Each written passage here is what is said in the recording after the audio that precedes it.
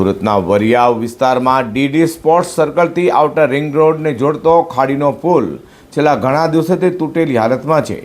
બંને તરફનો રસ્તો ધોવાઈ જતા હવે માત્ર એક સાંકડી કેડી બચી છે, જેથી લોકો જીવના જોખમે અવરજવર કરી રહ્યા છે। સુરતના વરિયાવ ખાતે ડીડી સ્પોર્ટ્સ સર્કલથી આઉટર રિંગ રોડને જોડતો ખાડીનો પુલ તૂટી જવાથી સ્થાનિકો અને વાહન ચાલકો મુશ્કેલીમાં મુકાયા છે। ઘણા દિવસો વીતી ગયા છતાં પુલનું સમારકામ શરૂ થયું નથી। પુલની બંને બાજુનો રસ્તો ધોવાઈ જતા હવે માત્ર એક સાંકડી કેડી જ બચી છે। આ કેડી પરથી બાઇક અને અન્ય વાહન ચાલકો જીવના જોખમે પસાર થતાં નજરે પણ પડી રહ્યા છે। પાલિકા તંત્ર દ્વારા માત્ર પતરાના બેરિકેડ લગાવી ઔપચારિક કાર્યવાહી કરાઈ છે, પરંતુ તૂટેલા પુલના સમારકામ અંગે કોઈ જ કામગીરી દેખાતી નથી। સ્થાનિકોમાં પ્રશ્ન ઉઠી રહ્યો છે કે આખરે આ ખાડીનો પુલ ક્યારે બનશે, આ લોકોને જોખમમાંથી ક્યારે રાહત મળશે।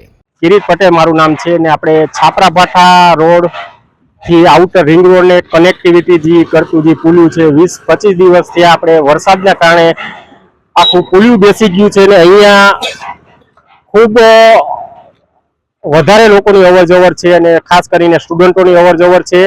તો મારું તંત્રને કહેવાનું એ છે કે આ પુલું બને તો તાત્કાલિક ધોરણે આ પુલિયું બનાવવા વિનંતી, કેમ કે એનું કારણ છે કે 2 વખતે પણ અહીંયા મોટી દુર્ઘટના થઈ ચૂકેલી છે। સ્થાનિક અહીંયા જે આપણે પ્રજા છે એ લોકોએ અવારનવાર મ્યુનિસિપલ કોર્પોરેશનમાં રજૂઆત કરેલી છે, છતાં પણ કોર્પોરેશન અધિકારીઓ આવીને બેરિકેડ ખાલી મારી જાય છે અને રસ્તો બંધ કરવાનો એ બોર્ડ પણ મારેલો છે, એ પણ તમે જોઈ શકો છો। પણ મારું કહેવાનું છે હલનચલન માટે આ પુલિયું અત્યારે લીગલ છે નહીં, તો આની ઉપર તાત્કાલિક ધોરણે પુલ બનાવવામાં આવે અને પુલ બનશે તો જ આનું રસ્તાનું સોલ્યુશન આવશે। નકર આના પરિસ્થિતિ રહે તો મોટી દુર્ઘટના થાય ને દુર્ઘટના થશે તો એના જવાબદાર ઓનલી આ સ્થાનિક જે કોર્પોરેશન છે આ વિસ્તારની એ જવાબદાર રહેશે।